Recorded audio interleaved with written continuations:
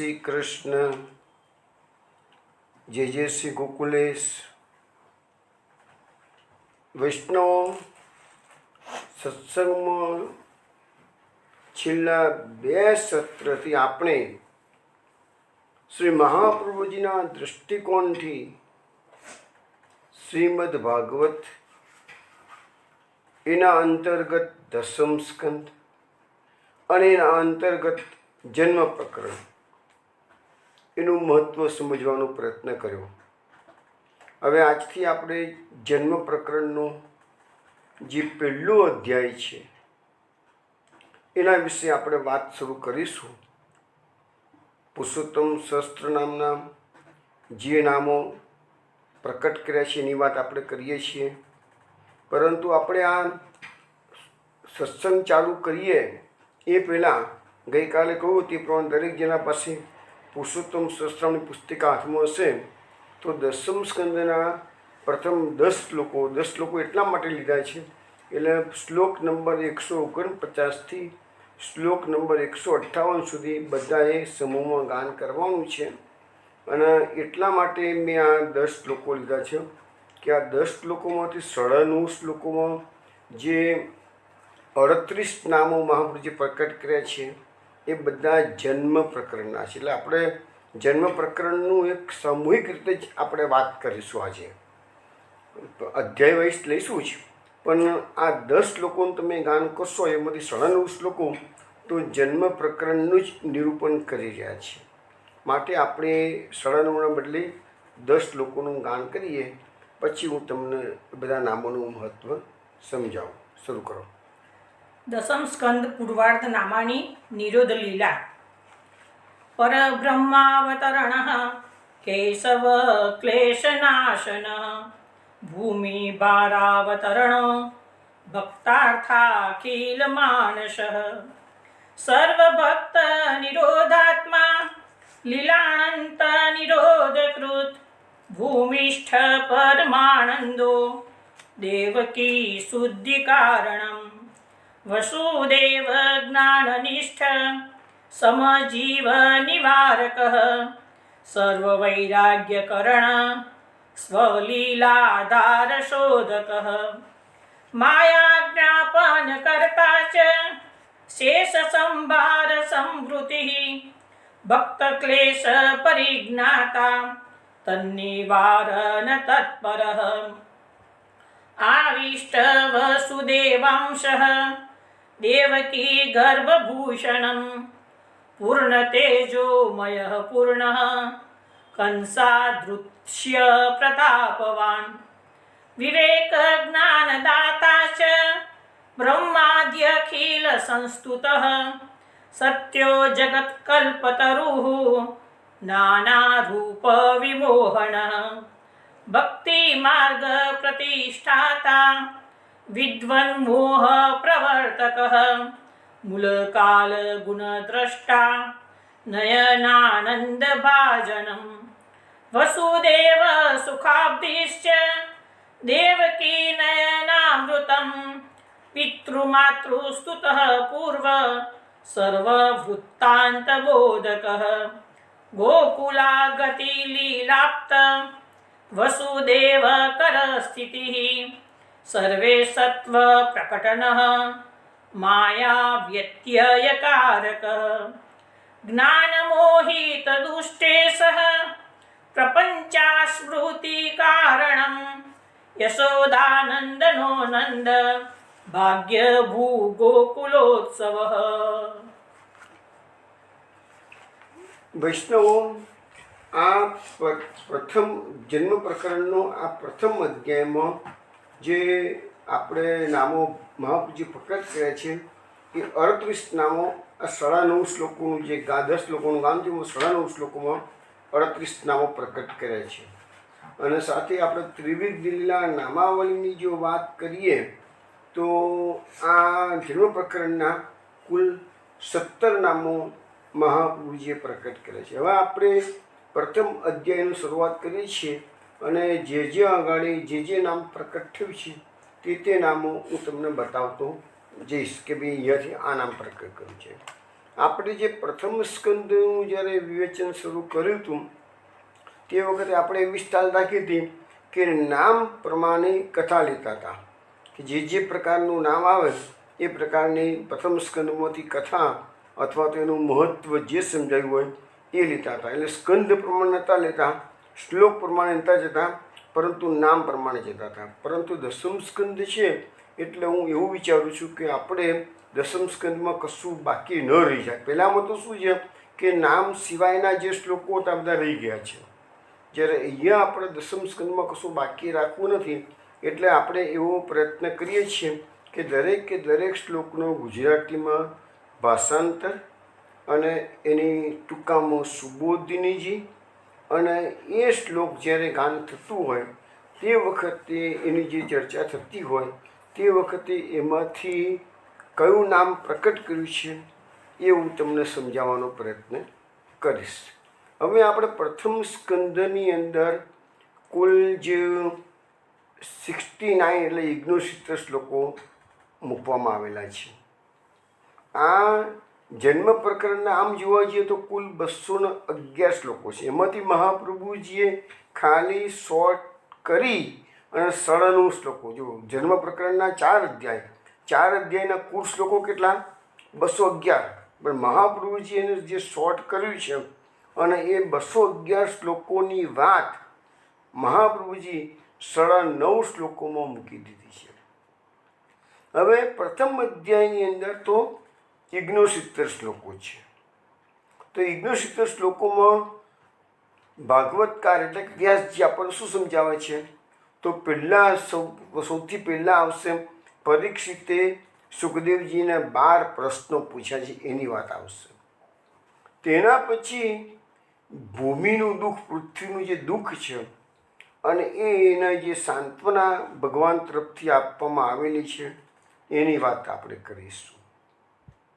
ત્યાર પછી દેવકીજીના લગ્ન વસુદેવ સાથે થયા છે, આનંદ ઉત્સવનો પ્રસંગ છે, આકાશવાણીએ રંગમાં ભંગ પાડ્યો છે અને પછી કંસ દેવકીજીને મારવા તૈયાર થયો છે એની વાત આવશે. પછી વસુદેવજી તો બહુ બુદ્ધિમાન છે અને વસુદેવજીના હૃદયમાં વાસુદેવનો આવિર્ભાવ થયો છે અને સમજાવટથી દેવકીને મૃત્યુમાંથી વસુદેવજી બચાવી લે છે. એ દરમિયાન પછી દેવકીજીઓ છૂટી ગયા છે. પ્રથમ પુત્ર કીર્તિમાનનો જન્મ થયો. કંસના આપવા ગયા વસુદેવજીના પ્રોમિસ પ્રમાણે, પણ કંસના દિલમાં દયા આવી અને એનું રક્ષણ થયું છે એની વાત છે.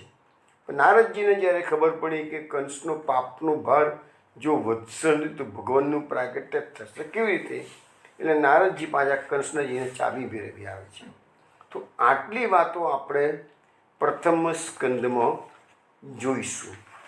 હવે આટલી વાતોમાંથી જ મહાપ્રભુજી જેટલા ટોપિક હું બોલ્યો ને એટલા ટોપિકમાંથી જ મહાપ્રભુજીએ પુરુષોત્તમ સહસ્ત્રનામની અંદર કેટલા નામો પ્રકટ કર્યા છે એ તમને સમજાવું. પહેલું નામ છે પરબ્રહ્મા અવતરણ. આપણે શ્લોકો પછી જોઈએ છે, પહેલાં એકદમ શોર્ટમાં નામોનો મહિમા સમજી લઈએ એટલે તમારા મગજમાં બધું પૂરેપૂરું ઉતરી જાય. પરબ્રહ્મા અવતરણ કેમ કીધું છે? તો શ્રી કૃષ્ણ એ જ પરમ બ્રહ્મ આપણને કહેવામાં આવ્યું છે ને સિદ્ધાંત મુક્તાવલી મહાપ્રભુજી કે પરમ બ્રહ્મ તું કૃષ્ણો. અહીં સિદ્ધાંત મુક્તાવલી જેને ખબર હશે એને ખ્યાલ હશે જ કે આ શ્લોક અંદર છે કે પરમ બ્રહ્મ એ જ આ શ્રી કૃષ્ણ. દસમ સ્કંદમાં કોની વાત આવે છે? શ્રી કૃષ્ણની લીલાઓની વાત આવે છે. હવે શ્રી કૃષ્ણનું જે અવતરણ પૃથ્વી પર થયું, ભૂતળ પર પધાર્યા પ્રભુ, તો કેમ પધાર્યા છે? તો એ જે બધી વાતો પ્રથમ સ્કંદમાં આપણે જોઈશું, પ્રથમ અધ્યાયમાં જોઈશું આપણે. તો એમાં પરબ્રહ્મનું અવતરણ મહાપ્રભુજી શબ્દ એવા વાપરે છે, પરબ્રહ્મ અવતરણ. પછી બીજું નામ આવે છે કેશવ. એ કેશવ નામ પણ એનો શું અર્થ થાય છે, એનું શું મહત્ત્વ છે એ શ્લોક આવશે તે વખત આપણે સમજાવીશ. પછી નામ આવે છે ક્લેશનાશન. તો આ ક્લેશનાશન શબ્દ જે મૂક્યું છે એટલા માટે નામ મહાપ્રભુજીએ મૂક્યું છે કે ભૂમિનું દુઃખ ભગવાનને નિવેદિત કરવા માટે ગયા બધા દેવો સાથે ગાયનું રૂપ લઈને. એ બધી વાતોમાં આવશે જ. તો એ ભૂમિનો ક્લેશ એટલે દુઃખો, તો દુઃખોનો નાશ કરવાનો. આપણે પેલો શ્લોક પણ જે વારંવાર બોલીએ છીએ ને, પ્રણત ક્લેશ નાશાય ગોવિંદાય નમો નમઃ. તો ભગવાનનું મુખ્ય કાર્ય શું છે? ભક્તોના દુઃખોનું દૂર કરવા. એટલે નામ પડ્યું ક્લેશ નાશન. પછી નામ આવે છે ભૂમિ ભારા અવતરનો. તો ભૂમિ જ્યારે ગાયનું રૂપ લઈને બ્રહ્માજી પાસે ગયા, બ્રહ્માજી પછી ભગવાન પાસે ગયા, તો એ ભૂમિનો જે ભાર વધ્યો હતો એ ભારને દૂર કરવા માટે પૃથ્વી પર ભગવાનનું અવતરણ થયું. માટે મહાપ્રભુએ નામ મૂક્યું ભૂમિ ભારા અવતરનો. પછી નામ આવ્યું છે ભક્તાર્થા ખીલ માનસ. ભગવાન ભક્તોના બધા જ મનોરથો પૂર્ણ કરવા માટેનું મન ધરાવે છે, એવો એનો અર્થ થાય છે. એટલે એ પણ વાત આપણે પ્રથમ અધ્યાયના શ્લોકોમાંથી સમજીશું. પછી એનામાં આવે છે ભક્ત ક્લેશ પરિજ્ઞાતા. ભૂમિ માતા ગાયનું રૂપ લઈને ઠાકોર ભગવાનની પાસે જાય છે, તો ભગવાનને તો પહેલેથી જ ભક્તના દુઃખની ખબર હતી જ, એટલે નામ આપ્યું મહાપ્રભુજીએ ભક્ત ક્લેશ પરિજ્ઞાતા. પછી નામ આવે છે તન્નિવારણ તત્પર. ભગવાનને તો ભૂમિનું દુઃખ ખબર હતી જ, ભલે નિવેદિત કરવા ગયા, પણ નામ આવ્યું તન્નિવારણ તત્પર. ભગવાન પોતાના ભક્તોના દુઃખોનું નિવારણ કરવામાં હંમેશા તત્પર હોય છે. વસુદેવ. પછી નામ આવે છે વસુદેવ જ્ઞાનનિષ્ઠ સમજીવ નિવારક. હવે વસુદેવની જ્ઞાનમાં નિષ્ઠા છે. એ કેવી રીતે કીધું મહાપ્રભુજીએ કે જ્યારે કંસ દેવકીનો ચોટલો પકડી અને તલવાર કાઢી મેનમાંથી મારવા તૈયાર થઈ ગયો છે, થોડીક સેકન્ડોની જ વાર છે, પણ ત્યાં વસુદેવજીના હૃદયમાં વાસુદેવનું પ્રાગટ્ય થયું. અને જે વસુદેવજીએ જે જ્ઞાનનો બોધ કંસને કર્યો છે, જેનાથી દેવકીજીને મારતા બચાવી શકાયા, માટે મહાપ્રભુએ નામ આપ્યું છે વસુદેવ જ્ઞાનનિષ્ઠ. જોડે જોડે મૂક્યું છે સમજીવ નિવારક. એટલે શ્રી કૃષ્ણ ભગવાનના સમાન જે 6 બાળકો, એની પહેલાં 7મો તો બચવાનો જ છે શંકર સંતો, પણ 6 બાળકોને મારવાના હતા, તો એ વસુદેવજીએ પોતાના જ્ઞાનનો ઉપયોગ કરી અને સમજીવ નિવારક એટલે બાકીના 6 બાળકોનો એક વખત તો બચાવી દીધા. પછીની વાત આપણે જોઈશું શું થાય છે.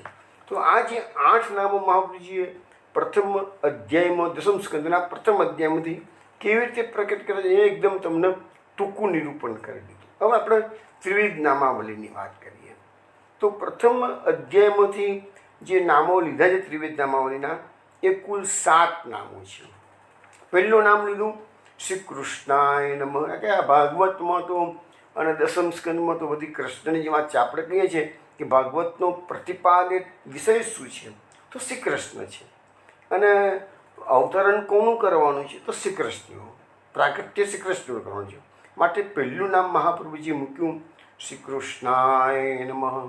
હવે એ શ્રી કૃષ્ણ થોડી વાર પહેલાં જોયું કે પરમ બ્રહ્મ છે, પણ પરબ્રહ્મનું પૃથ્વી પર અવતરણ થયું તો કેવી રીતે થયું, તો નારાકૃતે નમઃ. મનુષ્યના જેવી આકૃતિ લીધી છે. શ્રી કૃષ્ણ ભગવાન ગોલોકધામમાં જે સ્વરૂપે છે એ સ્વરૂપે નથી બધાર્યા. સામાન્ય પ્રાકૃત બાળક હોય એવી જ આકૃતિ એમને અહીંયા ધારણ કરેલી છે, માટે નામ આવ્યું એમ નરાકૃતે નમઃ. પછી આવ્યું નામ પરબ્રહ્મને નમઃ. શ્રી કૃષ્ણ કોણ છે, તો પરમ બ્રહ્મ છે. જ્ઞાનીઓનું જે પરમ બ્રહ્મ છે, જે જ્ઞાનીઓ પરબ્રહ્મની પરમ જ્યોતિની જે ઉપાસના કરે છે, એ જ આ શ્રી કૃષ્ણ છે. એટલે નામ આપ્યું પરબ્રહ્મને નમઃ. પછી ભગવાનનું પ્રાગટ્ય ક્યાં થયું છે, તો યદુકુલમાં થયું છે. એટલે મહાપુરુષજીએ ત્રિવેદ નામાવલીમાં નામ મૂક્યું યદુકુલ ચૂડામનયે નમઃ. પછી નામ આપ્યું છે ભૂમિ કલેશ હારા. કે અલ્ટિમેટલી તો ભગવાનનું પ્રાગટ્યની શરૂઆત આપણે સત્સંગમાં જોઈ લીધું કે 3 પ્રકારના ભક્તોનું દુઃખ હરવા માટે ભગવાનનું પ્રાગટ્ય થયું. પહેલાં ભૂમિનું, બીજું દેવકી માતાનું અને ત્રીજું વ્રજવાસીઓનું. એ આપણે કારિકાના આધારે આપણે બધું જોઈ લીધેલું. તો એ ભૂમિનું પહેલું તો ભૂમિએ પોતાનું દુઃખ નિવેદિત કર્યું અને ભૂમિનું દુઃખ દૂર કરવાનું ભગવાને પ્રોમિસ કર્યું. માટે નામ પડ્યું ભૂમિ કલેશ હારાય નમઃ. હવે ભગવાન યદુકુલમાં જન્મ તો લેવાના છે, પણ ક્યાં લેવાના છે? તો વસુદેવજીના ઘરમાં લેવાના છે. એટલે નામ પડ્યું વસુદેવ નંદનાય નમઃ. એ શ્લોક આવે છે, એ વખતે ફરીથી તમને હાઇલાઇટ કરીશ કે આના કારણે આ બધા નામો અત્યારે તમને ભલે સમજાવું છું, પરંતુ એક એક શ્લોકમાં જ્યાં જ્યાં નામો પ્રકટ કર્યા છે મહાપ્રભુજીએ, એ શ્લોકો વખતે તમને હું હાઇલાઇટ કરતો જ જઈશ. પછી નામ આવ્યું છે કલિમલ સૌમતી કર્ણ યશ પુંજાય નમઃ. તો કલિમલ એટલે કે આ કલિયુગનો પાપો બધા, દોષો બધા, તો એનું સૌમતી એટલે દૂર કરનાર. ભગવાન પોતાના ભક્તોના કલિકાળના દોષોને દૂર કરવા છે. અને યશ પુંજાય નમઃ, આ રીતે ભગવાન પોતાના યશનો સમૂહ એવા શ્રી કૃષ્ણ ભગવાનને મેં નમન કરી છે. ભગવાન તો યશનો પુંજ છે, કે ભગવાનનું તો ઐશ્વર્ય, વીર્ય, યશ, શ્રી, જ્ઞાન અને એવા કે 6 ગુણો છે. એમાં યશનો ગુણ છે ઐશ્વર્ય, વીર્ય, યશ એટલે ત્રીજો ગુણ આવ્યો. તો એ ત્રીજો જે ગુણ છે એ ભગવાન તો યશનો સમૂહ છે. ભગવાનનો યશ જેવો છે એવો દુનિયામાં કોઈનો, કોઈ બીજા અવતારનો કે બીજા કોઈ મહાપુરુષોનો એ યશ ના થઈ શકે. એટલા માટે નામ આપ્યું કલિમલ સૌમતી કર્ણ યશ પુંજાય નમઃ. તો આવી રીતે પુરુષોત્તમ સહસ્ત્ર નામમાંથી 8 નામો અને ત્રિવિધ લીલા નામાવલીના 7 નામો મહાપુરુષજી પ્રથમ અધ્યાયમાંથી પ્રકટ કરેલા છે.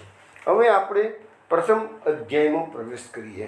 પહેલાં મેં તમને સમજાવ્યું હતું એ પ્રકારે જે પ્રથમ અધ્યાય છે એ વાસુદેવ વ્યૂહનું વર્ણન છે. અને વાસુદેવ વ્યૂહનું કામ શું છે? તો ભક્તોની રક્ષા કરવાનું. 4 વ્યૂહ એ વારંવાર સમજાવું છું તમને. 4 વ્યૂહ: વાસુદેવ, સંકર્ષણ, પ્રદ્યુમ્ન, અનિરુદ્ધ. તો વાસુદેવ વ્યૂહનું જે કાર્ય છે એ ભક્તોની રક્ષા કરવાનું છે. એના માટે વાસુદેવ વ્યૂહનું પ્રાગટ્ય છે. હવે આપણે દશમ સ્કંદના પ્રથમ અધ્યાયના શ્લોકો 1 by 1 જોઈએ છીએ. કથિતો વંશ વિસ્તારો ભવતા સોમ સૂર્યયો રાજ્યા ચોભય વંશ્યાનામ યરિતમ પરમાદ્ભુતમ યદોશ્ચ ધર્મશીલસ્ય નિતરામ મુનિ સત્તમ.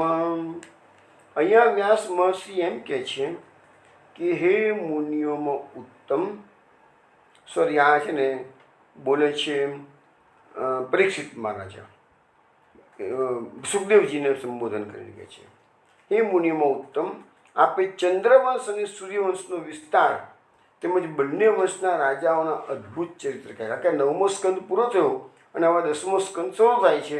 એટલે 9મા સ્કંદમાં જો મેક્સિમમ તો સૂર્યવંશનું જ વર્ણન હતું, પણ થોડુંક યદુવંશનું એટલે ચંદ્રવંશનું વર્ણન હતું. એટલે કે છે કે બંને વંશના રાજાઓના અદ્ભુત ચરિત્રોનું આપણે વર્ણન તો કર્યું, પણ ધર્મશીલ યદુ રાજાનું ચરિત્ર પણ આપે સામે કહેલું છે. એટલે યદુવંશ જે ચંદ્રવંશ છે એની અંદર યદુ રાજાનું ચરિત્ર પણ તમે એમને કહેલું છે. મહાપ્રભુજી સુબોધનીજીમાં ક્લેરિફિકેશન આપે છે કે અહીંયા શબ્દ આપણે જે સોમ સૂર્ય યોહો એટલે કે પહેલાં નામ લીધું સોમ એટલે કે ચંદ્રનું. કારણ કે ભગવાન શ્રી કૃષ્ણનો જન્મ ચંદ્રવંશમાં થયો છે, માટે પહેલું સોમ કીધું છે અને પછી સૂર્ય શબ્દ છે. તો બંને વંશના નામ એટલા માટે આપે છે કે ભાગવતમાં બંને વંશની મુખ્યત્વે શ્રી કૃષ્ણની છે, પણ બંને વંશની કથા આપી છે, માટે અહીંયા લખ્યું છે. હવે સવાલો કે અહીંયા યદુ રાજાને કેમ યાદ કર્યા છે આ ભાગવતની અંદર? તો યદુ રાજાએ તો પિતાની આજ્ઞાનું પાલન કર્યું નહોતું, ઉલ્લંઘન કર્યું છે કે છે. તો પછી અહીંયા લખ્યું છે ને કે યદુવંશ માટે ધર્મશીલ શબ્દનો પ્રયોગ કરવામાં આવેલો છે. યદુ કેવા છે? તો ધર્મશીલ છે, પણ જે પિતાની આજ્ઞાનું પાલન ના કરે એને ધર્મશીલ કહેવાય કેવી રીતે? આવો ક્વેશ્ચન સ્વાભાવિક છે આવે. તો મહાપ્રભુજી એમ કહેવામાં આવે છે કે યદુ રાજાએ એમના પિતા યયાતિએ યદુ રાજા પાસે શું માગણી કરેલી કે તારી જવાની મને આપી દે અને મારી વૃદ્ધાવસ્થા તું લઈ લે. યદુરાજા જાણતા હતા જો ગળપણ લઈ લઈશું તો ભગવાનનું ભજન બરાબર કરી શકાશે નહીં. એટલે ભગવાનના ભજનમાં ગળપણ પ્રતિબંધક હોવાથી એમને પિતાની આજ્ઞાનો અનાદર કર્યો. તો લખ્યું છે કે ભગવાન એ મુખ્ય પિતા. જેવી રીતે આપણે રાસપંચાયતની અનેક વખત વાત કરીએ છીએ કે રાસપંચાયતમાં જ્યારે ભગવાન શ્રી કૃષ્ણ સમજાવે છે ગોપીઓને કે તમે તમારા પતિ પાસે જાઓ, પતિની સેવા જ એ સ્ત્રીઓનો મુખ્ય ધર્મ છે.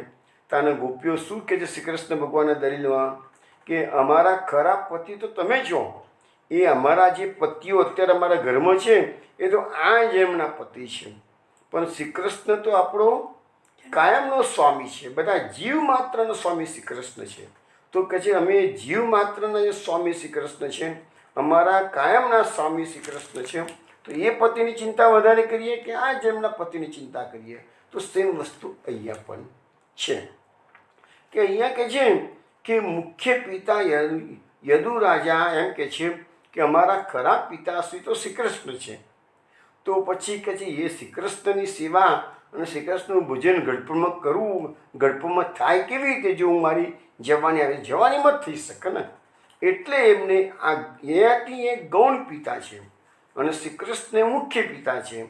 એટલે મુખ્ય પિતાના માટે ગૌણ પિતાની આજ્ઞાનું ઉલ્લંઘન કર્યું. માટે એ ધર્મથી વિરુદ્ધમાં વાત કહેવાય નહીં. માટે યદુ રાજા માટે ધર્મશીલ શબ્દનો પ્રયોગ કરવામાં આવેલો છે. એક એક્ઝામ્પલ, એક આપણને કારણ મહાપ્રભુજી આ સમજાવે છે. બીજું કારણ મહાપ્રભુજી આપે છે યદુ રાજાએ શા માટે ના પાડી યયાતિને પોતાના પિતાશ્રીને. એનું કારણ પણ મહાપ્રભુજી આપણને આપે છે કે પુત્રના યૌવન, જો યદુ રાજાએ પોતાનું યૌવન આપી દે તો એ યયાતિનું કામ શું હતું? ભોગો ભોગવવામાંથી એને સંતોષ થતો નહોતો. તો પુત્રની જવાનીમાંથી પોતાની પત્ની સાથે જે વિષય ભોગવે તો અલ્ટિમેટલી જવાની કોની છે? તો પુત્રની. તો પુત્રની જવાનીથી પુત્રની તો માતા થઈ ને, યદુ રાજાની યયાતિની પત્ની પુત્રની તો માતા થઈ. તો પુત્રની જવાનીથી યયાતિ રાજા પોતાની પત્ની સાથે ભોગવે તો એ તો અલ્ટિમેટલી અનર્થ થાય, પુત્ર જ ભોગવો કહેવાય ને. તો પુત્ર માતા સાથે કેવી રીતે ભોગવી શકે? એટલે અનર્થ ન થાય માટે યદુ રાજાએ ના પાડે. બે કારણ મહાપ્રભુજી સુબોધને સમજાવે છે અને એટલા માટે મહાપ્રભુજી કહે છે કે અહીંયા ભાગવતની અંદર યદુ રાજાના ધર્મશીલ શબ્દનો જે પ્રયોગ કર્યો છે એ પૂરેપૂરો ઉચિત છે. હવે સવાલ આવ્યો તો યદુ તો ના પાડી દીધી હું મારી જવાની નહીં આપું, તો એનો બીજો છોકરો હતો. આપણા બધી વાતો છે ને દેવ્યાની અને શર્મિષ્ઠાના ચરિત્રમાં થઈ જ ગયેલી છે, છતાં રિપીટ કરું છું થોડુંક, કારણ કે બધા સ્મૃતિમાંથી બહાર ના નીકળી ગયો એટલે. તો બીજો છોકરો પુરુ સૌથી નાનો હતો. તો પુરુએ પોતાની જવાન આપવાની તૈયારી બતાવી દીધી. તો ભગવાને એ પુરુનો વંશ એટલે કયો? એ પુરુનો વંશ છે ને એ જ આ કૌરવો પાંડવોનો વંશ છે. એટલે મહાપ્રભુજી એમ કહે છે અહીંયા કે એ વંશને ભગવાને પોતાના જન્મની પહેલાં જ સમાપ્ત કરી દીધો. ભીષ્મ છે વસ્તુનો અવતાર કહેવાય. ભગવાનનો ભીષ્મ સાથે સંબંધ છે કે છે, પણ દોસ્તો તેમાંથી જતો ભીષ્મનો પણ આગે ભીષ્મ તો જન્મ તો થયો તો પૂરના વંશમાં, ભરત રાજાના વંશમાં જન્મ થયો ને. એટલે એને આગળ ભીષ્મને ભાગવતકારે આગળ તિમિંગલ શબ્દનો પ્રયોગ કર્યો. તિમિંગલ એટલે શું છે આપણે સમજીશું થોડી વારમાં. એવો શબ્દોનો પ્રયોગ કર્યો છે. અને અહીંયા એમ પણ કહેવામાં આવે છે કે ભગવાનનું પ્રાકટ્ય થયું એ પહેલાં તો ભરત વંશ એટલે પૂર્વ રાજાનો વંશ પૂરો થઈ ગયો હતો કે છે, પણ પછી પેલી સત્યવતીના કહેવાથી વ્યાસ મહર્ષિએ વિચિત્ર વીર્યની પત્નીમાં આ પુત્રોનું સ્થાપન કર્યું છે પોતાના તેજથી, શારીરિક સંબંધથી નહીં, તેજથી, માત્ર તેજથી જ. તો એ જે વંશ આગળ વધ્યો છે ને એ વંશ ભલે કહીએ પૂર્ણ વંશ, પણ એ ખરેખર પૂર્ણનો વંશ નથી. આમાં સવાલ એક આવે છે કે આ આયાતીનું જે ચરિત્ર આપણે પહેલાં વાત થઈ ગયેલી છે, પણ એ આયાતી એના ત્યાં યદુ રાજાનું પ્રાકટ્ય થયું તો એ વંશની થોડીક વાત કરી લે, પછી આપણે આગળ બીજા શ્લોકો જોઈએ. તો મૂળ શું છે કે કશ્યપ મુનિની પત્ની છે અદિતિ. અદિતિ કોની દીકરી છે? તો દક્ષ પ્રજાપતિ. દક્ષ પ્રજાપતિની દીકરીઓ છે મની એક અદિતિ. દિતિ પણ એની છે, દક્ષની છે, અને કશ્યપના 2 પત્નીઓ પરણાવી છે, વધારે પુત્રો પરણાવી. પછી એનો જે છોકરો થયો એનું નામ જે વિવસ્વાન, સૂર્ય. એના તો અદિતિના ત્યાં કેટલા 12 પુત્રો થયા. એટલે એના અદિતિના પુત્રોનું નામ છે અદિતિ પરથી આદિત્ય. એવા 12 પુત્રો થયા. એમાં વામન આવે, ઇન્દ્ર આવે, સૂર્ય આવે. તો સૂર્યનું બીજું નામ છે વિવસ્વાન. એ વિવસ્વાનનો જે પુત્ર છે એનું નામ છે વૈવસ્વત. અત્યારે આપણો વૈવસ્વત મન્વંતર ચાલે છે. તો એ સૂર્યના પુત્રનું નામ છે શ્રાદ્ધદેવ. એ શ્રાદ્ધદેવ એ જ આ વૈવસ્વત. અત્યારે આપણો વૈવસ્વત મન્વંતર ચાલે છે. એટલે આપણે બધા આ વૈવસ્વત મનુના સંતાનો આપણે બધા છીએ. કે આપણે બધા માનવીઓ કહેવાય. મનુના દીકરા એટલે માનવીઓ. તો બધો આખા પૃથ્વી પર જેટલા મનુષ્ય દેખાય એ બધા માનવીઓ. બધા માનવીઓ એટલે મનુના પુત્રો. પછી વૈવસ્વત મનુના જે થયા એ એકચ્યુઅલી થયા છે સુદ્યુમ્ન થયા છે.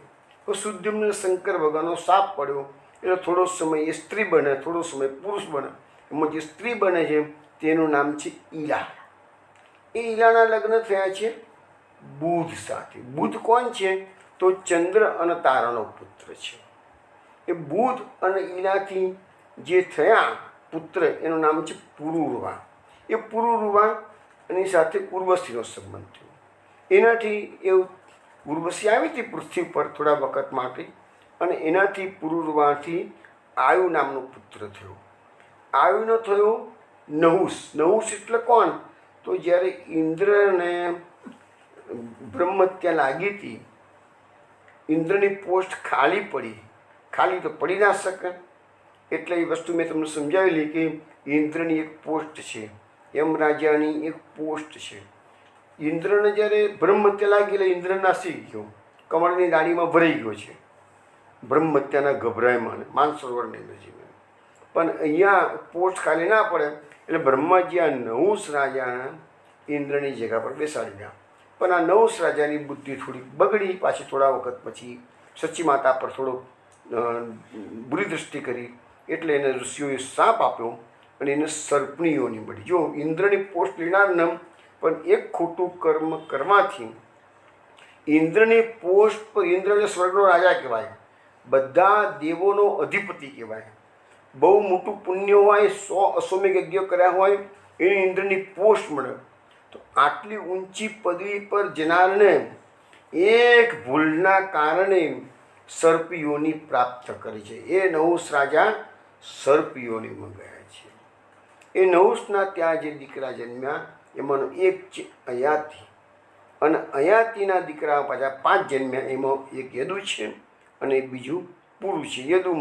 યદુવંશ જે શ્રી કૃષ્ણની આપણે વાત કરીએ છીએ, અને પુરુ છે એમાંથી આખું ભરતવંશ કૌરવ પાંડવોવાળો છે એની વાત. એટલે મેં તમને અહીંયા યદુવંશનું ટૂંકામાં નિરૂપણ કરી દીધું. હવે આગળ આપણે જઈએ તો ત્રાંસેના અવતીર્ણસ્ય વિષ્ણુ વીર્યાણિ સંસન અવતીર્ય યદુર્વંશે ભગવાન ભૂતભાવન કૃતવાન યાની વિશ્વાત્મા તાની નો બદ વિસ્તરાત. અહીંયા એમ કે છે કે યદુવંશમાં અંશથી અવતરેલા વિષ્ણુના પરાક્રમો અમને કહો. સકળ જગતના પાલન કરતા વિશ્વના આત્મારૂપ ભગવાનને યદુવંશમાં અવતાર લઈ જે લીલાઓ કરી એમને વિસ્તારપૂર્વક કહો. હવે આપણે શરૂઆતમાં કીધું ને કે પરીક્ષિતના 12 પ્રશ્નો છે. આ પહેલો પ્રશ્ન આવ્યો કે ભાઈ અમને ભગવાનની લીલાઓ વિસ્તારપૂર્વક સમજાવો. હવે અહીંયા ચોખ્ખું છે કે યદુવંશમાં ભગવાન અવતર્યા છે, માટે મહાપ્રભુજી જે નામ આપ્યું છે ત્રિવેદ નામાવલીમાં યદુકુલ ચૂડામણ એ નામ અહીંયાથી પ્રકટ કર્યું. હવે તો હું તમને એક એક નામ ક્યાંથી પ્રકટ કર્યું છે એ બધું તમને સમજાવતો જઈશું. તો યદુકુલ ચૂડામણી, યદુકુલમાં ચૂડામણી એટલે બધા જે દાગીના, સોનાના દાગીના બધા પહેરતા હોય એમાં સર્વશ્રેષ્ઠ દાગીનો હોય એ ચૂડામણી કહેવાય, મુકુટ સમાન કહેવાય. એટલે યદુકુલમાં જે શ્રેષ્ઠ છે એવા ભગવાનને અમે નમસ્કાર કરીએ છીએ.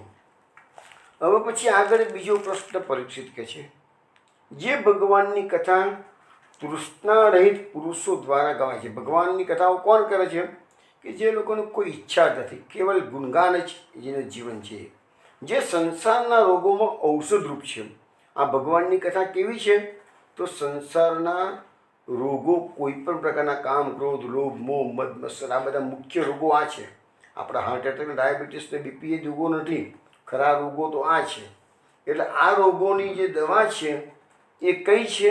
તો ભગવાનની કથા, જે શ્રવણ અને મનને આનંદ આપનારી છે.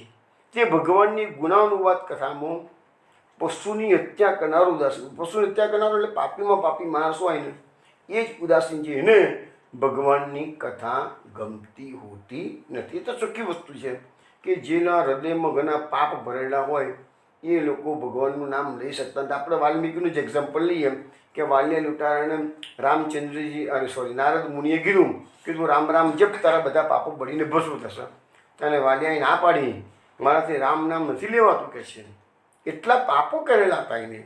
તો આવો મહાપાપી વાલીઓ પણ નારદજીની કૃપાથી મરા તો કે રામ ના બોલે તો મરા બોલ કે ચાલે ભાઈ, કશો વાંધો નથી.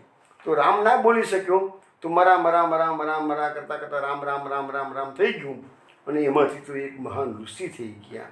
તો ભગવાનના ગુણાનુવાદમાં જે લોકો પાપી, પશુની હત્યા કરનારો એટલે પાપી હોય, જે લોકો કસાઈ લોકો હોય એ લોકો બધા આવી રીતે આવો ખોરાક ખાતા હોય પશુઓને કાપ્યા પછીનો, તો એ બધા શું છે કે કસાઈ લોકો બધા પાપી હોય, એ લોકો જલ્દી ભગવાનનું નામ દઈ શકતા હોતા નથી. એટલે એવા લોકો ભગવાનના ગુણાનુવાદમાં ઉદાસીન હોય છે, એટલે કે લોકોને રસ જ નથી હોતો એમ કે છે.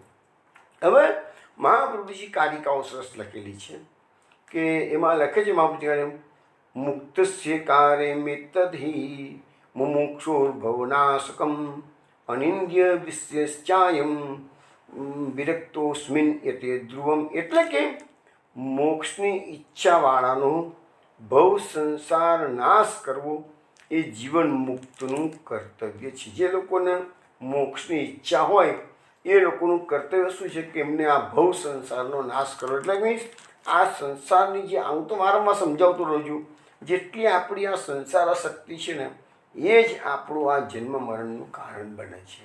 અને તમારી સંસાર શક્તિ દૂર થશે તો ઓટોમેટિક કૃષ્ણમાં પ્રેમ થશે. આ બધાનો સાર આટલો જ છે. ભગવાનનું ચરિત્ર અનિત્ય છે, માટે વિરક્તો એ ભગવાનના યશોગાનનો આગ્રહપૂર્વક વર્તવ. લખે છે કે જે વિરક્ત માણસ છે, જેને સંસારમાં કોઈ કારણ કરવાનું બાકી રહ્યું નથી, એવા લોકોએ ભગવાનના ચરિત્રનું ગાન કરવું જોઈએ. હવે મહાપ્રભુજી આગળ કારિકા સરસ બતાવે છે. આત્મઘાતી કર્મ જડો નિંદિત્યાર્થ રત સદા પશુ સ્ત્રી વિરક્તશ્ચેતમ વિરક્તો ન તતપસક. મહાપ્રભુજી કારિકા કે છે કે કેટલા લોકો ભગવાનનું નામ લઈ શકતા નથી? તો આત્મઘાતી, જે લોકો પોતે કે છે ને, ભાગવતમાં એક શ્લોક એવો આવે છે કે જે લોકોને 3 વસ્તુ ભગવાને આપેલી છે. કઈ 3 વસ્તુ આપી છે? તો શરીર રૂપી આ નૌકા, બીજું આ નૌકા ચલાવનારો નાવિક. નાવિક કોણ છે? તો ગુરુદેવ, આપણા મહાપ્રભુજી આપણા ગુરુદેવ થયા. ત્રીજું નૌકા ચલાવનાર, નૌકા પણ હોય, નાવિક પણ હોય, પણ એને જો પવનની દિશા અનુકૂળ આવી જાય તો ફટાફટ નાવ આગળ વધે. તો અનુકૂળતાઓ, ભગવાન આપણને અનુકૂળતા કઈ આપી છે? તો ભાઈ આપણને સ્વસ્થ શરીર આપ્યું છે, આર્થિક સ્થિતિ સારી આપી છે, વૈષ્ણવના ઘરમાં જન્મ આપેલો છે, વલ્લભપુરથી આપણે દીક્ષિત થયેલા છીએ, આપણને આ સત્સંગમાં બેસવાની પ્રેરણા ભગવાને આપેલી છે. તો આ બધી અનુકૂળતા ભગવાન આપી છે. તો ભાગવતમાં 11મા સ્કંદમાં શ્લોક આવશે. તો આવી 3 અનુકૂળતાઓ ભગવાને જેને આપેલી છે, છતાંય પણ જો આ ભવ સંસાગરને તરતો નથી તો એ આત્મઘાતી છે. એના માટે શબ્દો આપણે છે ભાગવતમાં, સ આત્મહા. આત્મહા એટલે આત્માનો જ ઘાત કરનારો, જેને આપણે સાદી ભાષામાં કહીએ છીએ ને આપઘાત કરનારો. તો એ આપઘાત કરનારો છે, આત્મઘાતી છે. એટલે કે જેને આ ભક્તિ માર્ગ પકડતો નથી, બધા આત્મઘાતી જેવા જ કહેવાય. પછી કર્મજળ. કર્મજળ કોને કહે છે? કર્મયોગી છે, જડતાથી કર્મો કર્યા કરે છે. ઘણા લોકો અમે સાંભળીએ છીએ ઘણા કે જે ધંધો કરનારા માણસો એમાં સાથે ઘણી વખત આવે ને તો કે ના અમે તો કર્મયોગમાં માનીએ છીએ. એટલે ભાઈ કર્મયોગમાં અંતિમ માનતા તમે ધંધામાંથી પૈસા અને પ્રતિષ્ઠા ભેગા કરવા માટે ધંધો કરો છો, પણ અમે કહે છે કે અમે તો કર્મયોગી છીએ. એ કર્મયોગી ન કહેવાય. કર્મયોગી કોને કહેવાય? ગીતાની અંદર જે કર્મયોગ બતાવ્યો છે એ પ્રકારે તમે નિષ્કામ ભાવથી શાસ્ત્રોક્ત, જો તમે સમજો બરાબર કર્મયોગ કોને કહેવાય, નિષ્કામ ભાવથી શાસ્ત્રોક્ત કર્મો કરો તો એને કર્મયોગ કહેવાય છે. આજે બધા ધંધો કરનારા માણસોને અલ્ટિમેટલી પ્રતિષ્ઠા પૈસો જ હોય છે, વૈભવી જીવન જીવવાની જ આશા હોય છે. એટલે એ લોકોને કર્મ જડ જ કહેવાય, કર્મયોગી હા કહી શકાય. નિંદિતાર્થરથ એટલે જે લોકોને નિંદામાં જ કુશલી કરવામાં જ રસ પડતો હોય એવા લોકો. પછી પશુ એટલે એકચ્યુઅલી પશુ તો કયા ધર્મનું માનવાનું હતું, પણ જે પશુ તુલ્ય જીવન જીવતા હોય એવા મનુષ્યો. અને સ્ત્રી, તો સ્ત્રી એટલે કોણ છે? સ્ત્રીઓ તો ભગવાનના ઘણા મોટા મોટા ભક્તોમાં સ્ત્રીઓ થઈ ગયેલી છે. પણ જે સ્ત્રીને ભગવાન, જે સ્ત્રીનો અવતાર આવ્યો હોય, આમાં શું છે, આપણા શાસ્ત્રો એવું કહે છે કે સ્ત્રી અને શૂદ્રોનો વેદોમાં અધિકાર નથી, પણ મહાપ્રભુજીએ પુષ્ટિ માર્ગમાં શૂદ્રોનો પણ અધિકાર આપ્યો છે અને સ્ત્રીઓનો પણ અધિકાર આપ્યો છે. મહાપ્રભુજીએ ભાગવતમાં શૂદ્રોનો પણ અધિકાર આપ્યો છે અને સ્ત્રીઓનો પણ અધિકાર, જે વેદોએ ના પાડેલી છે. તો એટલા માટે અહીંયા મહાપ્રભુજીએ સ્ત્રી શબ્દનો પ્રયોગ કરેલો છે. તો આ પાંચે પાંચ જણા ભગવદ્ ગુણાનિદાનથી ઉદાસ, એટલે આ લોકોને ભગવદ્ ગુણાનુવાદમાં રસ નથી. એટલે અહીંયા મહાપ્રભુજીની વ્યાખ્યા પ્રમાણે જે પુરુષોને ભગવદ્ ગુણાનુવાદમાં રસ ન હોય એ કો તો પશુ થયો, કો તો સ્ત્રી થયો. ભલે પુરુષનું શરીર મળેલું હોય, અથવા તો આત્મઘાતી થયો, અથવા તો એ કર્મ જળ થયો. એટલે આવા બધા માણસોને ગુણાનુવાદમાં જરાય રસ હોતો નથી. આ મહાપ્રભુજીની કારિકાઓ મેં આપણને શ્રવણ કરાવી. આમાં આગળના ભાગમાં શ્લોકમાં કહે છે, પરીક્ષિત રાજા 12 પ્રશ્નો જે પૂછી રહ્યા છે એની જાતે આપણે ચર્ચા કરી રહ્યા છીએ. કૌરવોના સમુદ્રરૂપી સૈન્યમાં ભીષ્મ જેવા સમરમાં દેવોને જીતનારા અતિરથી તિમિંગિલો હતા અને તરી શકાય એવું ન હતું. એટલે કૌરવોનું જે સૈન્ય હતું મહાસાગર જેવું હતું અને પાંડવો એ તરી શકે એમ હતા નહીં. કેમ? તો એમાં તિમિંગલો, ભીષ્મ જેવા તિમિંગલો એ આપણે સમજાવવા છે મહાપુરુષ સુબોધનીમાં જોઈએ છે. આમ છતાં મારા પિતામહ એટલે કોણ? અર્જુન. મારા પિતામહની પાસે શ્રી કૃષ્ણરૂપી નાવ, ભગવાનને અહીંયા નાવ સાથે સરખામણી કરી છે પરીક્ષિત રાજાએ. તો અર્જુન આ મહાસાગર, કૌરવરૂપી મહાસાગરના અર્જુન તરી ગયા. કેમ તરી ગયા? તો અર્જુનની પાસે શ્રી કૃષ્ણરૂપી નાવ હતી. હવે એ મહાસાગરને તરી ગયા. તો કેવી રીતે તરી ગયા? તો ગાયના વાછરડાના પગની ખરીથી પડેલા ખાડાને ઓળંગી શકાય એટલી ન. એટલે કોઈ જગ્યાએ ગાય પસાર થતી હોય, જમીન પોચી હોય અને ગાયનો પગ પડ્યો હોય, ચરણ પડ્યું હોય, એટલે જે ખાડો પડી ગયો હોય તો આપણે ઓળંગવામાં વાર લાગે. આપણે આપણું ડગલું મોટું મૂકી દઈએ તો જે ખાડો પડેલો હોય એ ખાડાને પણ આપણે ઓળંગી જઈએ તો કેટલું આસાનીથી આપણે ઓળંગી શકીએ છીએ. તો એવી રીતે એટલી જ આસાનીથી અર્જુન કૌરવરૂપી મહાસાગરને તરી ગયા શ્રી કૃષ્ણરૂપી નાવના સહારાથી. હવે એ સમુદ્રમાં કેવું હતું? તો તિમિંગલ હતા. ભીષ્મ પિતામહ જેવા તિમિંગલ કોને કહેવાય? મોટા મોટા મગરમચ્છ છે. હવે અહીંયા મહાપ્રભુજી સુબોધનીમાં સમજાવે છે કે મારા પિતામહો એટલે કે પાંડવોથી કૌરવોના સૈન્યરૂપ સાગર સમરમાં તરી શકાય એમ હતું. એટલે આ પાંડવોની એવી કોઈ શક્તિ હતી નહીં કે કૌરવોના મહાસાગરને તરી શકે. પણ શ્રી કૃષ્ણરૂપી નાવ હોવાથી ગાયના વાછરડાના પગથી પડેલા ખાડાને ઓળંગી જવાય એટલી સહેલાઈથી પાંડવો એ મહાસાગર તરી ગયા. એમાં મહાપુરુષજી સમજાવે છે કે મર એટલે મરણ અને મરણ સહિત એટલે કે સમર એટલે યુદ્ધનું મેદાન હોય એને સમરાંગ આપણે કહીએ છીએ સમરાંગન. તો એ સમર શબ્દ ક્યાંથી આવ્યો છે? સ વત્તા મર. સ એટલે સહિત અને મર એટલે મરવું. મરવા સાથે એટલે જે રણ મેદાનમાં લડવા ગયો, યુદ્ધો સમરાંગનમાં લડવા ગયો, એ પોતાની જાન હથેળીમાં લઈને જ જાય કે જીવતા આવ્યા તો ખરા, ના આવ્યા તો કશું નહીં. પણ સમરાંગણમાં જે ક્ષત્રિયોને યુદ્ધમાં ખપી જાય એને ગીતામાં લખ્યું છે કે એ લોકો સ્વર્ગમાં જાય છે. હતો વા પ્રાપ્સ્યસે સ્વર્ગમ જીતવા વા ભોગશે મહિમ, એવા શબ્દો શ્રી કૃષ્ણ ભગવાને અર્જુનને સમજાવ્યા. શું છે? હતો વા પ્રાપ્સ્યસે સ્વર્ગમ જીતવા વા ભોગ્યસે મહિમ. એટલે શું? હતો એટલે મરી જાય. હતો વા તું કદાચ મરી જઈશ તો પ્રાપ્સ્યસે સ્વર્ગમ, તો તને સ્વર્ગની પ્રાપ્તિ થશે. જીતવા વા ભોગશે મહિમ એટલે કે મહિમ એટલે પૃથ્વી. તો જીતીશ તું તો તું પૃથ્વીને ભોગવીશ. તો યુદ્ધના મેદાનમાં અર્જુન ગયો છે, તેના બંને હાથમાં લાડવો છે. યુદ્ધનું પરિણામ દેખાઈ જવાનું છે, કો તો મરો કે કો તો મારો. તો જો તું મરીશ તો સ્વર્ગમાં જવાનું છું, અને જીતીશ નથી મળતો જીતી ગયો છું તો સ્વર્ગ પૃથ્વીનું રાજ્ય ભોગવવાનું છે. બંને હાથમાં લાડવો છે. માટે અર્જુન તારા માટે યુદ્ધ કરવું જરૂરી છે. એ સમરની વાત અહીંયા મહાપ્રભુજી સમજાવે છે.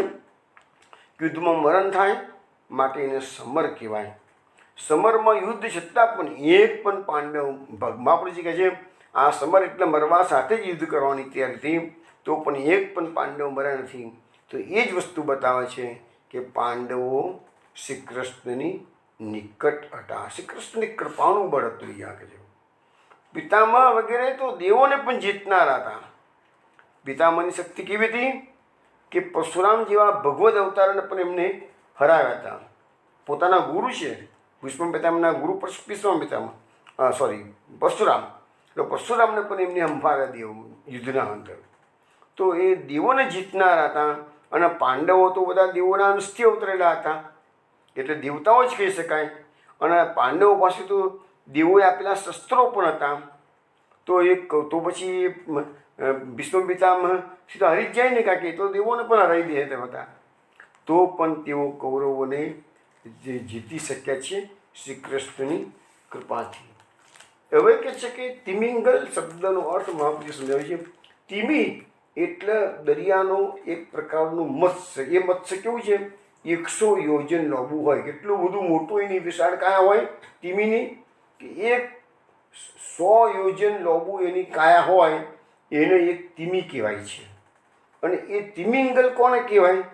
કે તિમિંગલ એટલે આવા તિમિ નામના મત્સ્યને પણ ખાઈ જાય તો એનાથી એની કાયા તિમિંગલની 1000 ગણી મોટી હોય. તિમિની કાયા કેટલી હોય? 100 યોજન લાંબી. અને તિમિંગલની કાયા કેટલી હોય?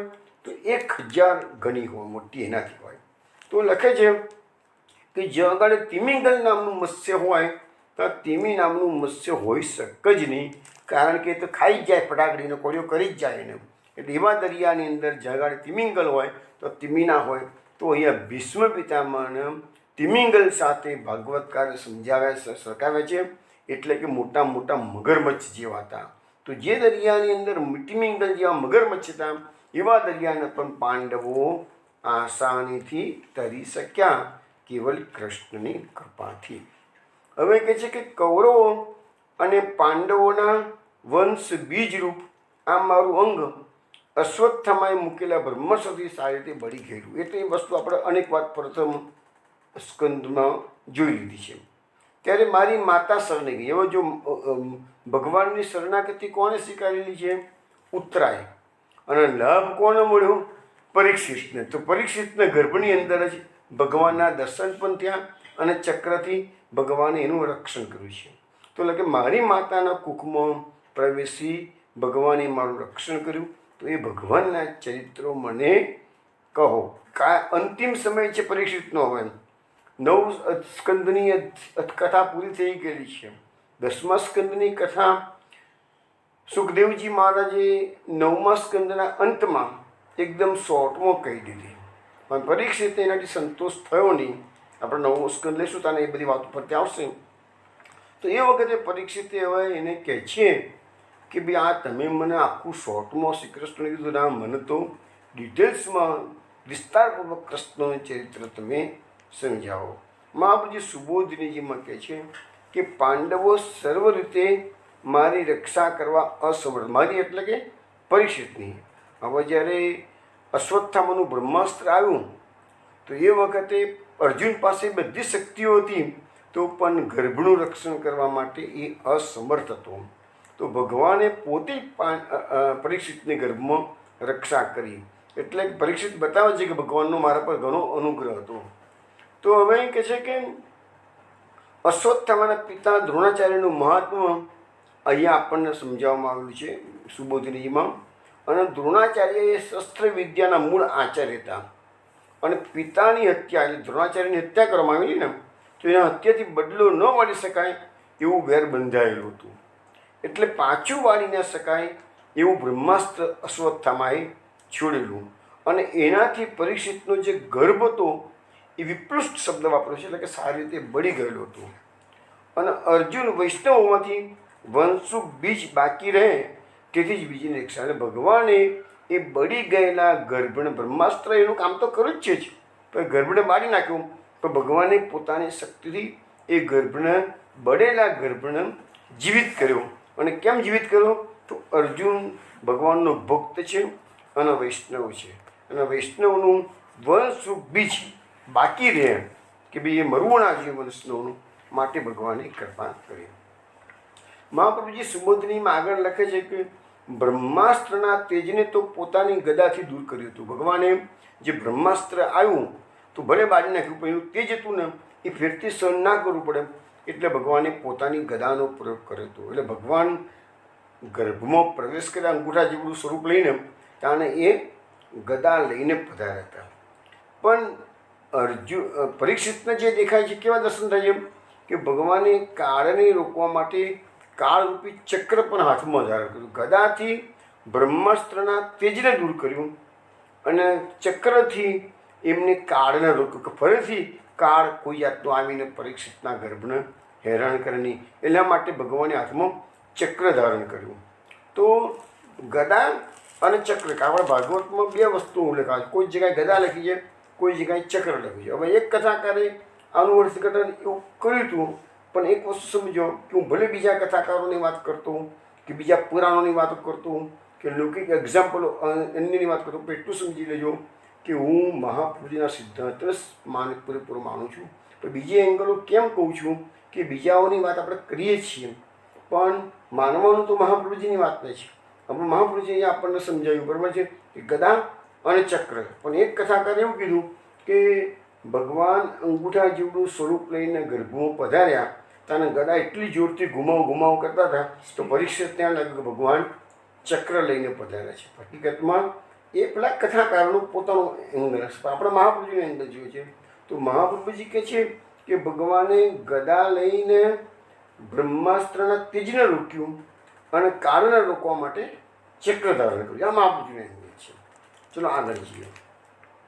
હવે આગળના શ્લોકમાં કહે છે કે સમગ્ર દેહધારીઓમાં જે અંદર અને બહાર પુરુષ રૂપ તથા કાળ રૂપથી અમૃત અને મૃત્યુ આપનાર છે, જે માયાના આવરણને લીધે મનુષ્ય રૂપે જણાય છે, તે ભગવાનના બધા પરાક્રમો મને કહો. ભગવાન માટે શું કીધું છે? એક તો નરાકૃતે નમઃ, જે નામ આપણને મહાપુરુષ થોડા વખત પહેલાં મેં કહ્યું ને, તો એ લખ્યું છે કે ભગવાનનું અત્યારે આપણે મનુષ્ય રૂપ લઈને પૃથ્વી પર આવ્યા, એટલે આપણે માયાના આવરણના કારણે એનું અસલ જે પરબ્રહ્મ રૂપ છે એ દેખાતું નથી, પણ આપણને મનુષ્ય રૂપ દેખાય છે.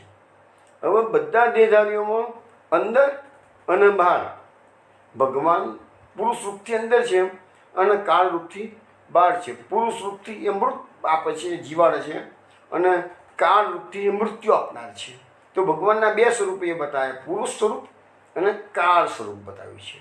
તો એ બધા કથાઓ અમને કહો. હવે આગળના શ્લોકમાં કહે છે રોહિण्यास्तनय प्रोक्तो राम संकर्षणस्त्वयां देवक्या गर्भ संबंध કુતોદિયાંતરમ વિના. હવે સંકર્ષણ રામને, હવે આપણે જે 9મા સ્કંદના અંતમાં જે વાત ચાલતી હતી ત્યારે એમને રોહિણી પુત્ર તરીકે સંબોધન કરેલું સુખદેવજીએ. એટલે અહીંયા એને ક્વેશ્ચન આવ્યો કે સંકર્ષણ રામને તો તમે રોહિણીનો પુત્ર કહ્યો હતો કે છે, તો પછી એમને દેવકીજીના ગર્ભમાં ઉત્પન્ન થયેલા તમે પણ કીધેલું કે છે, તો એ બે વસ્તુ કેવી રીતે શક્ય બને કે છે? આવો એક ક્વેશ્ચન પરીક્ષિત રાજા કરે છે. આગળ એક બીજો બધા પ્રશ્નોત્તરી ચાલે છે, બધાના જવાબ આપણને સુખદેવજી મહારાજ આપશે. તમને કદાચ વૈષ્ણવ, આ તો 12 જ પ્રશ્ન છે, પણ તમને કદાચ ખબર હશે જ કે મહાપ્રભુજી જ્યારે પંડિતોની જોડે શાસ્ત્રાર્થ કરતા હતા તાને એક વખત એવો બન્યો બનાવ કે મહાપ્રભુજીની સામે એક સાથે 100 પંડિતો આવી ગયા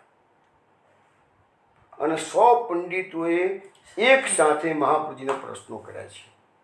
વિચાર કરો, મહાપ્રભુજી વાકપતિ છે, સામર્થ્ય કેટલું છે.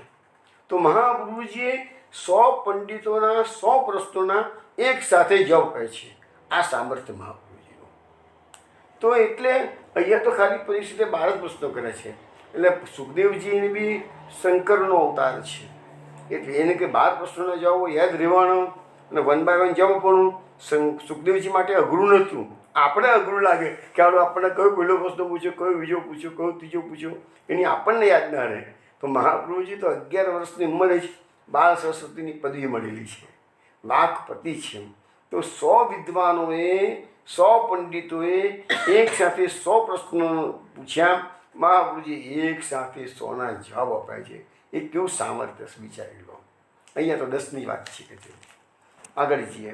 કસ્માન મુકુંદો ભગવાન પિતુર્ગૃહાત ભજમ ગત કો વાસમ જ્ઞાતિભી સાકમ કૃતવાન સાત્વતામ પતિ. એટલે કે મુકુંદ ભગવાન પોતાના પિતા વસુદેવજીના ઘરેથી વ્રજમાં કેમ પધાર્યા? જન્મ થયો હતો વસુદેવજીના ઘરમાં, કાના ઘરમાં? તો ત્યાંથી એમને વળી ગોકુળમાં કેમ જવું પડ્યું કે છે?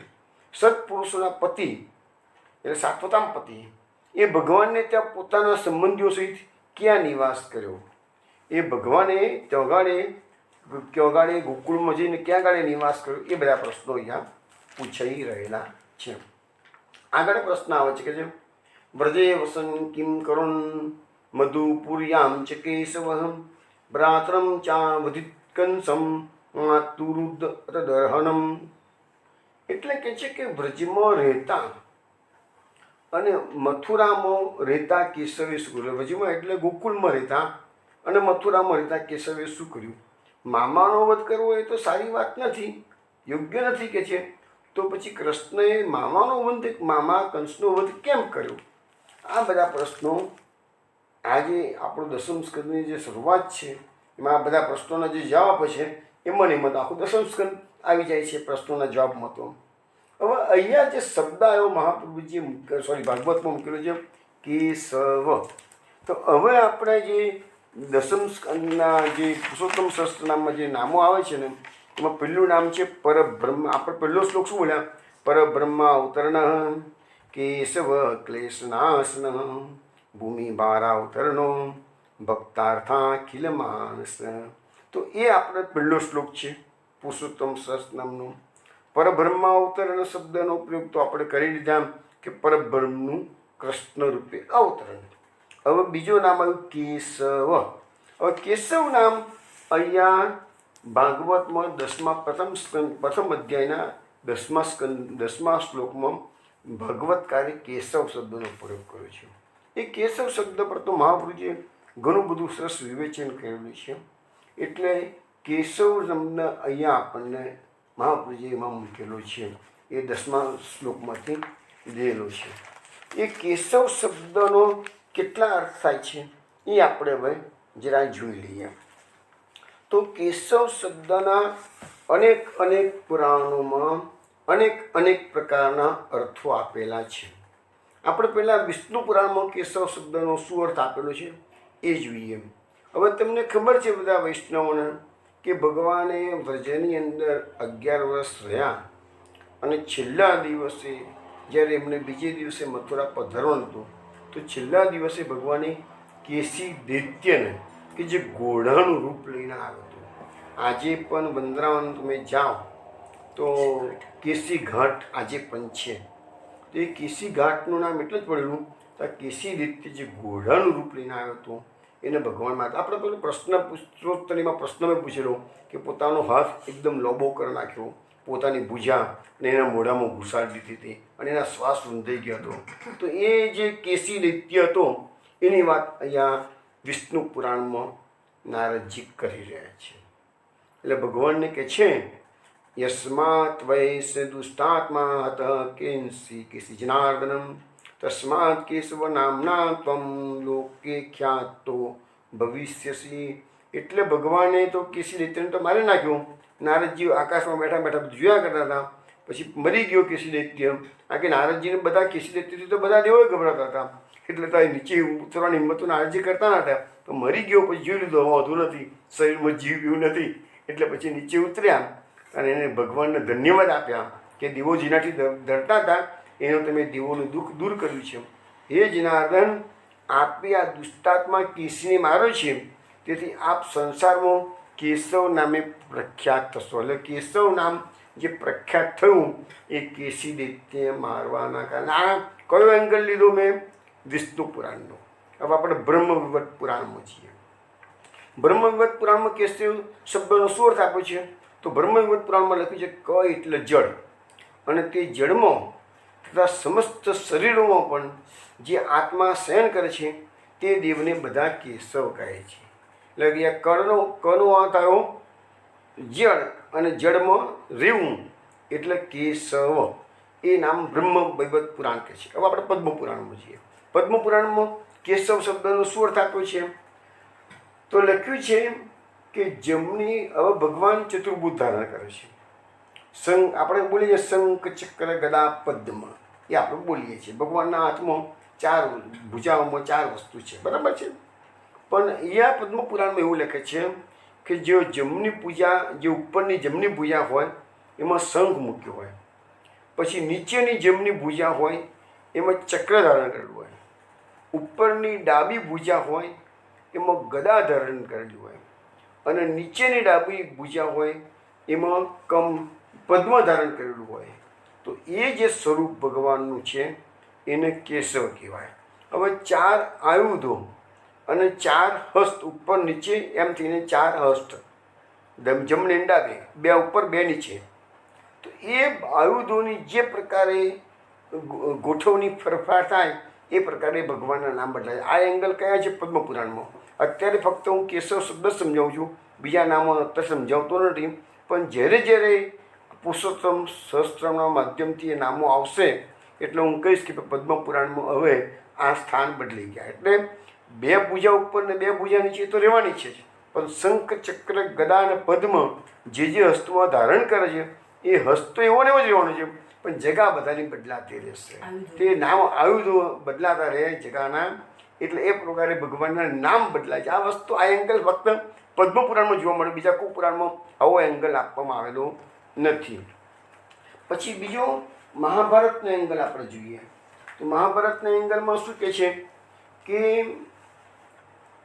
જે સૂર્યના કિરણો પ્રકાશમાન થાય છે તે જ મારા કેશો ગણાય છે એવું ભગવાને કીધું છે. એટલા માટે એ કેશો એટલે ભગવાનના પ્રકાશમાન સૂર્યના કિરણ જેવું કેશો છે, માટેનું નામ પડ્યું કેશવ.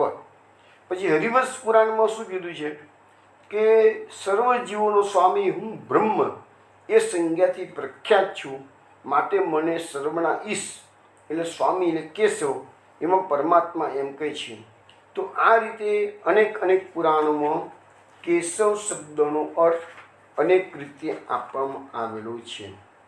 હવે મહાપુરુષે ત્રિવિધ નામાવલીમાં કેશવ શબ્દનું, ત્રિવિધ નામાવલીમાં કેશવ નામ નથી, પરંતુ ત્રિવિધ નામાવલીના જે બાલલીલા, પ્રૌઢલીલા અને રાજલીલા, દરેકની સ્ટાર્ટિંગમાં એક શ્લોક અને છેલ્લે મહાત્મ્યના એક શ્લોકો સ્ટાર્ટિંગમાં અને છેલ્લે મૂકેલા છે. એમાં જે ત્રિવિધ લીલા નામાવલીની શરૂઆત કરીએ ત્યાં જ કેશવથી શરૂઆત. મહાપુરુષે અહીંયા પુરુષોત્તમ સહસ્ત્રમાં પહેલા શ્લોકમાં કેશવ મૂક્યું અને ત્રિવિધ લીલા નામાવલીમાં સ્ટાર્ટિંગ કેશવથી જ કર્યું છે. શું કહે છે મહાપુરુષજી?